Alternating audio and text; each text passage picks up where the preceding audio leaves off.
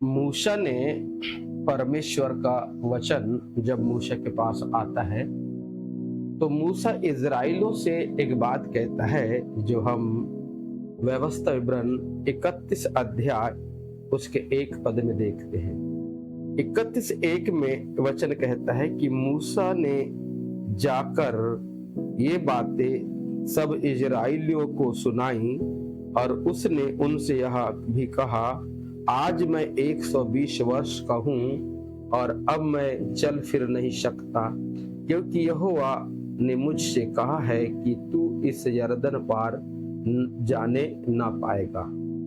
तेरे आगे पार जाने वाला तेरा परमेश्वर यहोवा ही है।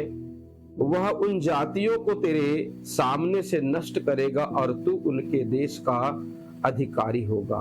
और यहोवा के वचन के अनुसार यहोशू तेरे आगे आगे पार जाएगा। परमेश्वर का वचन मूसा के थ्रू इजराइलों से ये बात कहना चाहता है कि जब परमेश्वर किसी को भी चुनता है अपनी सेवा के लिए तो परमेश्वर उन्हें कभी अकेला नहीं छोड़ता। क्योंकि कई बार हमको ऐसा लगता है कि हम अकेले हैं और अकेले हम इस यात्रा में हैं, या जो काम परमेश्वर ने हमको दिया है उसको हम अकेले कर रहे हैं। परंतु ऐसा नहीं है, क्योंकि यदि हम निर्गमन 4 अध्याय को हम देखते हैं और निर्गमन 4 अध्याय में जब परमेश्वर के थ्रू मूसा एक अद्भुत सामर्थ को जब प्राप्त करता है तो 4 अध्याय में वहां जिक्र है कि मूसा फिर पुनः मिस्र देश को वापस लौटता है। क्योंकि परमेश्वर मूसा को इसलिए दर्शन देता है कि मूसा एक विशेष व्यक्ति है इसलिए नहीं, या मूसा बहुत अच्छा है इसलिए नहीं, परंतु परमेश्वर मूसा को इसलिए दर्शन देता है कि 430 बरस तक जो इजराइली जो लोग हैं, जो मिस्र में गुलामी की अवस्था में जहां वो प्रताड़ित किए जा रहे हैं, दुख सह रहे हैं, और उनका चिल्लाना उनका पुकारना परमेश्वर के कानों तक पहुंच रहा है और परमेश्वर उनको छुड़ाना चाहता है। पर परमेश्वर उनको छुड़ाने के लिए एक व्यक्ति का चुनाव करता है और वह व्यक्ति मूसा है। तो यदि परमेश्वर अगर मूसा का चुनाव करता है तो हम ये ना सोचे कि मूसा बहुत स्पेशल व्यक्ति है, परंतु वो 22 लाख जो इजरायली हैं, जो 430 वर्ष तक जो वहां दुख झेल रहे हैं, वहां रो रहे हैं, चिल्ला रहे हैं, तो उनकी तड़पन या उनके पुकार की वजह से ही परमेश्वर मूसा को इसलिए चुनता है कि मूसा के थ्रू परमेश्वर उस जगह जाए और वो 22 लाख इजराइलों को फिरौन की गुलामी से छुड़ा सके। इसलिए वचन हमें आगे ये सिखाता है कि जब मूसा को परमेश्वर ने कहा कि तुझे मिस्र जाना है, तो मूसा परमेश्वर से कहा कि मैं मिस्र नहीं जाऊंगा। क्योंकि मूसा सोच रहा था कि मैं अकेले उस फिरौन राजा के सामने मैं कैसे खड़ा हो सकता हूं, क्योंकि मूसा जो है फिरौन के डर से मिस्र से भागकर वापस आया था, और अब पुनः मिस्र वापस जाने की बात है।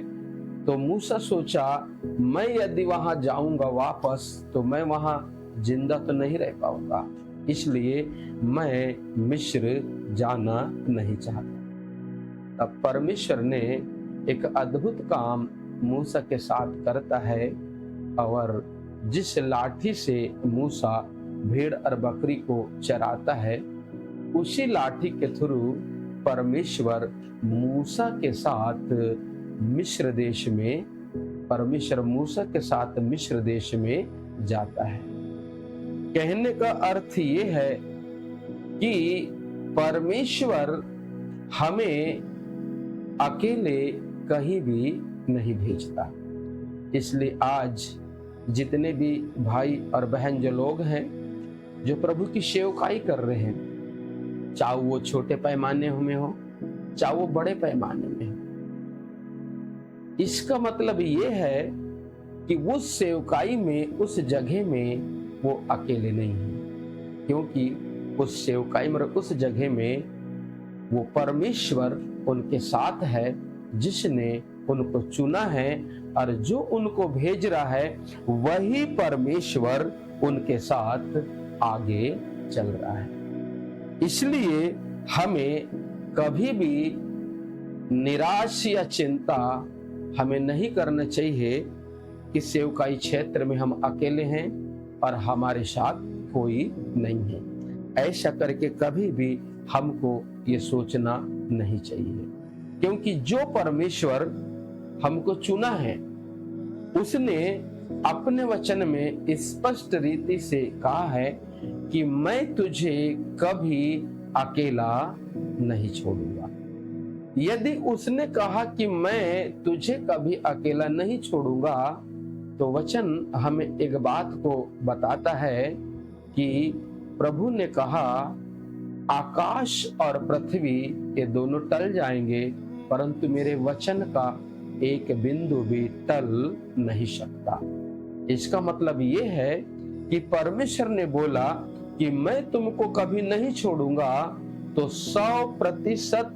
100% परमेश्वर हमें कभी नहीं छोड़ेगा। वो हर परिस्थिति में, हर समय वो हमारे साथ रहता है। इसलिए मेरे प्रियो, परमेश्वर ने जिस उद्देश्य के लिए हमको चुना है, क्योंकि चुनाव परमेश्वर का है, और परमेश्वर ने जिस उद्देश्य के लिए हमको चुना है, उस काम को हमें बड़े वफादारी के साथ और बड़े ईमानदारी के साथ उस काम को हमको करना है, जिस काम के लिए परमेश्वर ने हमको चुना है। और जब उस काम में हम बड़े वफादारी और बड़े ईमानदारी से जब उस काम को जब हम करते हैं, तो उस काम से, उस काम के थ्रू परमेश्वर की प्रशंसा या परमेश्वर की महिमा होती है। क्योंकि जब एक व्यक्ति जब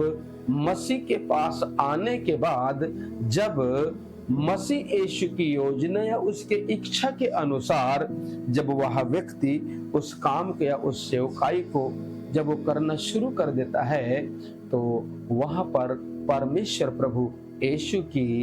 इच्छा पूरी होती है और उस काम के थ्रू परमेश्वर की प्रशंसा होती है और परमेश्वर को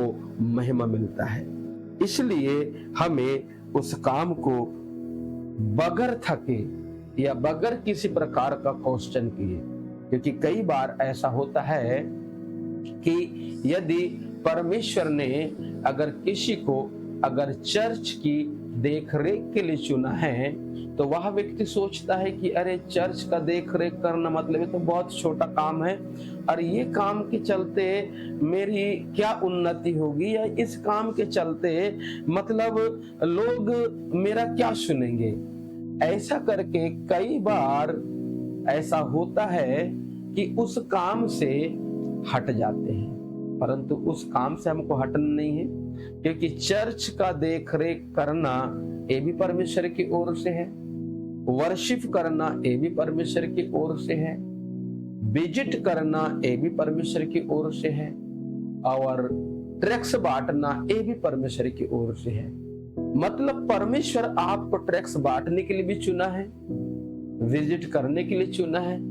चर्च में मदद करने के लिए चुना है, वर्शिप लीडिंग करने के लिए चुना है। ये सब काम परमेश्वर की ओर से है, जो परमेश्वर एक व्यक्ति को देता है, परंतु देने से पहले परमेश्वर उस व्यक्ति के ऊपर विश्वास करता है। हाँ मेरे प्रिय, अगर परमेश्वर उस पर विश्वास करता है और उस काम को अगर परमेश्वर उसे दे रहा है, तो एक बात याद रखिए, वो काम किसी चर्च का नहीं, वो काम पासवान का नहीं, परंतु वो काम परमेश्वर का है। इसलिए वचन कहता है, जो भी काम तुम्हें मिले उसे अपने शक्ति भर करना, परंतु उससे पीछे कभी मुड़ना नहीं। जो भी काम तुम्हें मिले उसे अपने शक्ति भर करना, पर उससे पीछे मुड़ना नहीं। क्योंकि परमेश्वर के वचन में यदि हम देखें तो वचन कहता है कि जब परमेश्वर ने अब्राहम को बुलाया तो अब्राहम के साथ जो लूत है वो भी अब्राहम के साथ चला। और वचन कहता है कि जब जब लूत ईमानदारी से और बड़े वफादारी से अब्राहम के साथ रहा, उसके साथ चला,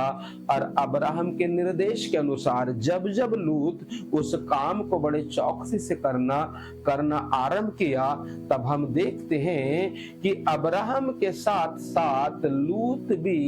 एक बड़े आशीष को प्राप्त करता है, एक बड़े आशीष का हकदार हो जाता है।